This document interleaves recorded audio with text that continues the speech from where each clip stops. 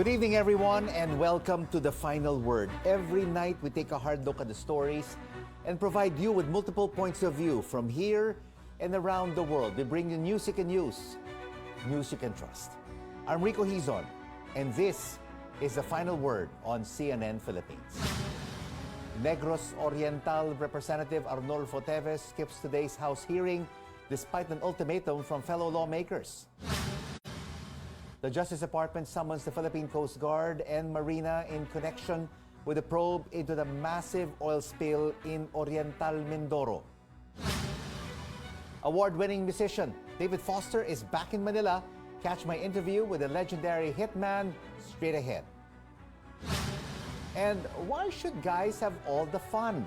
We'll flip through this new book by Filipino-American businesswoman and philanthropist Loida Nicolas Lewis joins us live from New York for our Women's Month special. Tonight on The Final Word, Negros Oriental Congressman Arnolfo Teves defies a deadline to show up in today's hearing of the House Ethics Committee. The panel had given Teves until 4 in the afternoon to present himself. Paige Javier tells us what happens next. Congressman Arnolfo Teves was a no-show in Tuesday's House Ethics and Privileges Committee hearing. He did not appear despite being given a 24-hour deadline to personally show up. 4 hours before the 4 p.m. deadline, lawyer Ferdinand Topacio said his client wouldn't be able to attend. When the clock struck 4, Teves was nowhere to be found. The continuing failure of Representative Arnie Teves to heed the committee order to appear before the panel leaves us no choice but to wrap up the investigation in his case without his valid explanation. The committee has reached a conclusion by a voting of by unanimous voting. Committee Chairman Filimon Espares believes they gave Teves enough time to show up. Members of the panel were tight-lipped on the decision.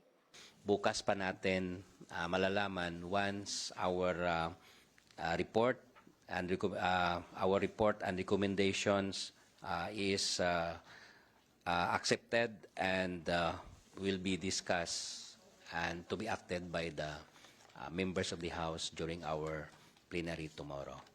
Teves earlier requested to be allowed to participate in the hearing and plenary through video conferencing. Pag hindi ka allowed by the House, yung travel outside mo, you are deemed absent.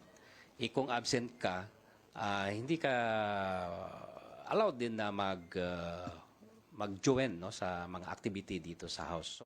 Justice Secretary Jesus Crispin Remulla says he received a text message from Teves on Monday. Remulla has yet to reply, adding he has no information on the congressman's whereabouts. Based on House rules, an erring lawmaker may be suspended or expelled with the vote of 2/3 of all House members. The period of suspension must not exceed 60 days. Lawmakers have until this week to decide on the fate of Teves before Congress goes on break. Paige Javier, CNN Philippines. 4 more suspects in the killing of Negros Oriental Governor Roel Digamo have surrendered to the military. Justice Secretary Boying Remulla says the suspects were former soldiers. They are expected to be brought to Manila from Negros Oriental tonight for proper turnover to the Justice Department. There have been 4 extra surrenders in the Digamo case.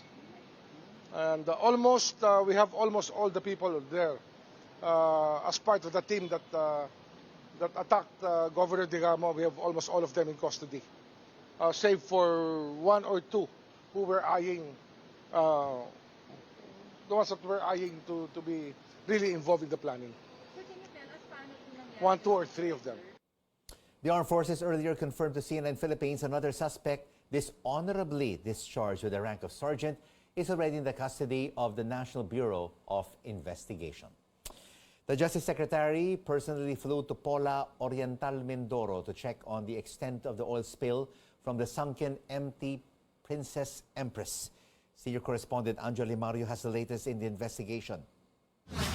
Justice Secretary Jesus Crispin Remulla made a short trip to Pola Oriental, Mindoro, which was worst hit by the oil spill from sunken MT Princess Empress. NBI Chief Medardo de Lemos joined Remulla, who is on top of the case buildup against those who should be held liable.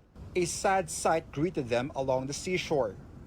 It's bigger than advertised, meaning to say, between Batangas and Mindoro, kalat na talaga siya. And it's really there, very near Verde Island already.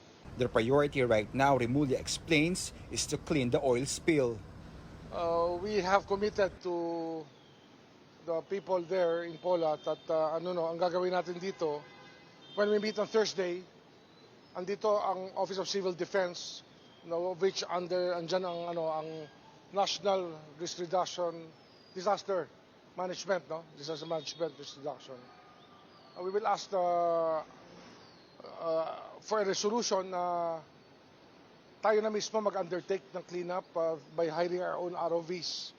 Remulla points out the importance of Verde Island, which has already been affected. It is the most important, one of the most important areas for marine biodiversity in the world. And it's right there. Nakita namin yung slicks papunta ron eh. Very alarming. I hope that you can dramatize that. The Verde Island passage is very important to our country. The Interagency Committee has summoned the Maritime Industry Authority, Coast Guard, and Philippine Ports Authority for the documents needed for the investigation on Thursday. From the PPA, the records of the port in Limay, where the loading was done sa boat, the loading of the cargo. We want to find out exactly what cargo was there. Remulla says the government is determined to hold those responsible for the sunken oil tanker accountable. Anjo Alimario, CNN Philippines. Authorities seized 84 loose firearms from a member of a Taiwanese syndicate in Makati City. The PNP Criminal Investigation and Detection Group, together with the Makati Police and Philippine Drug Enforcement Agency, found the firearms at the residence of Zhang Shang Shadong yesterday. Police authorities say Shadong is a member of a Taiwan-based syndicate engaged in the production of illegal narcotics, telecommunications fraud, operations, and other illegal activities in the country. Senator Risa Ontiveros flags the alleged overpricing of 3 sugar importers whom she said were favored by a top agricultural official. Ontiveros said an industrial user of sugar went to Agriculture Undersecretary Domingo Panganiban weeks ago to get permission to import sugar from Thailand for its own use. She explained that Panganiban's response was that there will be only 3 importers and the company will have to negotiate with the chosen 3, led by All Asian Counter Trade. Citing information from her sources, the lawmaker said All Asian and its business partners, Sukden Philippines and Edison Lee Marketing, initially offered sugar at 85 pesos per kilo, but later agreed to bring it down to 80 pesos per kilo, a far cry from the 25 peso per kilo wholesale price of refined sugar in Thailand. Tubong lugaw talaga. Historically, each importer is allocated around 10 to 20,000 metric tons each. So wow! Ang All Asian ay nagkaroon ng allocation na 240,000 metric tons. At ang Sukden Philippines at Edison Lee Marketing ay nagkaroon ng 100,000 metric tons. Hindi lang sila binubukod, sobra silang sinospoil. Oo. Baka maimpacho sila sa asukal. Ontiveros is expecting industry stakeholders to file cases over those involved in the alleged cartel, which she said is tantamount to large-scale agricultural smuggling and economic sabotage. She is also calling for the preventive suspension and investigation of Undersecretary Panganiban. We'll take a quick break, and when we come back on The Final Word, Russian President Vladimir Putin hosts a dear friend at the Kremlin. And we talk about finding ways to move the travel industry forward with the president of the Hotel Sales and Marketing Association. Keep it right here on CNN Philippines. News you can trust.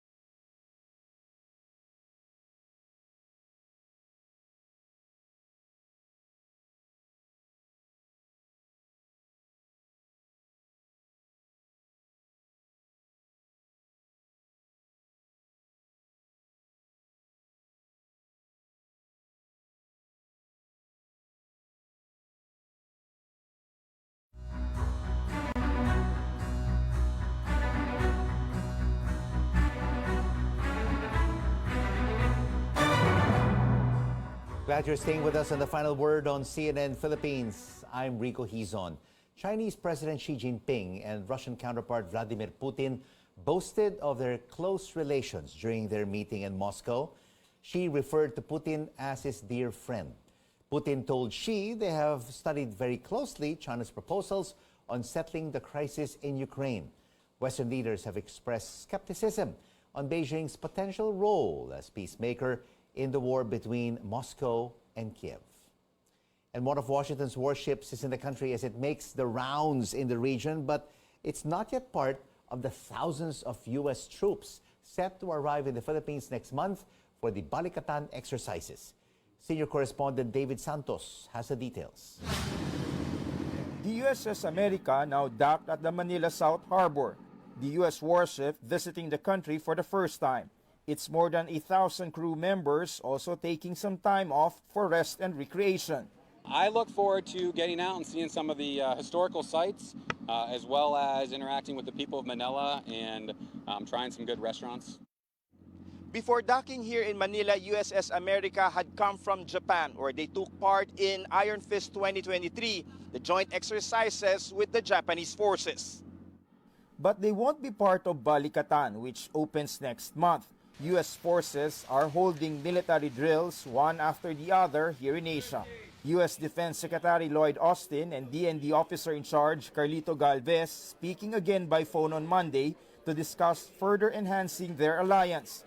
The two leaders tackling the biggest Balikatan joint exercise as well as carrying out projects under the Enhanced Defense Cooperation Agreement or EDCA. A chunk of the U.S. funding for EDCA will be allocated for Pampanga's Basa Air Base. The rest will be distributed among other camps nationwide. Among the projects, warehouses and fuel storage facilities. There's also an ammunition depot in Palawan. Both Manila and Washington will soon announce the 4 new EDCA locations. Cagayan Governor Manuel Mamba earlier voiced his opposition on the plans to include his province. Mamba recently meeting with Galvez. And he said that for as long as the national government has decided, he will abide with the decision of the president. And we have already decided. I told him that we have already decided. So he will conform. A mutual defense treaty works in two directions, right? American analyst Ray Powell says these pockets of opposition to EDCA should be studied carefully. He asks, what if U.S. forces come under attack in the South China Sea? Does the Philippines abrogate that treaty and walk away and say, ooh, we don't want any part of this? You know, that's not what the Philippines expects of the U.S. That wouldn't be what the U.S. expects of the Philippines. Because in a treaty alliance, especially one tested by time, goodwill and reciprocity are crucial to serve the mutual interests of both parties. David Santos, CNN Philippines. Aside from defense and maritime security, the Philippines and Australia are also eyeing a strategic partnership plan centering on trade and investment, energy, and food security. Tristan Nodalo tells us more in the second part of his exclusive report. The Philippines and Australia will finalize a strategic partnership plan which will chart the course of the relationship of the two countries in the years to come. Australian Ambassador to the Philippines Hae Kyung-yu or HKU confirmed this in an exclusive interview with CNN Philippines. We are hoping to really work even closer than we have ever done before on strategic issues, on people-to-people links, which are already very strong, but also really importantly on trade and investment as well.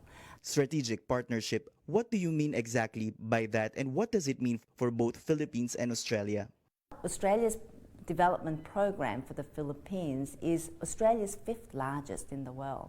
So this is another area where we've had deep cooperation for many, many years.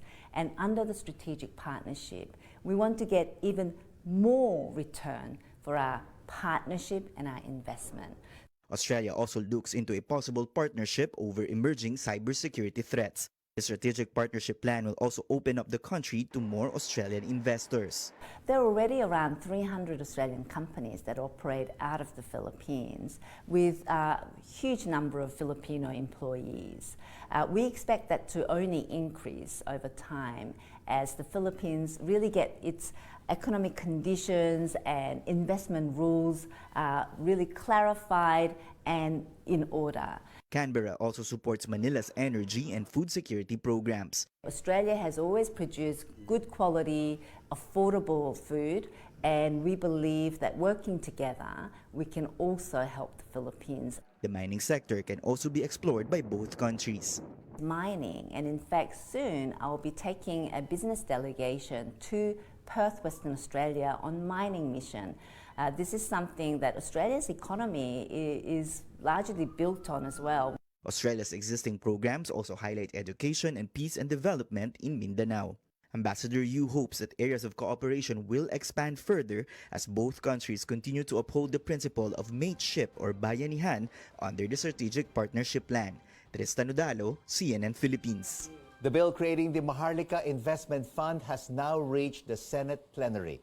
Amor Santos tells us who among the senators supported the committee report of this controversial proposal. After only 3 committee hearings, the proposed Maharlika Investment Fund reached the Senate plenary. Senators will next debate on the proposal before putting it to a vote. Senate Committee on Banks Chairman Mark Villar sponsored the committee report. It raised the initial capital to 125 billion pesos, almost double the amount stated in the House version. The initial capital will come from the Land Bank of the Philippines, Development Bank of the Philippines, and contributions from the national government. Villar says government financial institutions will gain more by placing their investable funds with the Maharlika Investment Corporation. In fact, the expected return of Maharlika, which is estimated to be around 8.6% on average, is much higher than their cost of capital and the return in their current investment placements.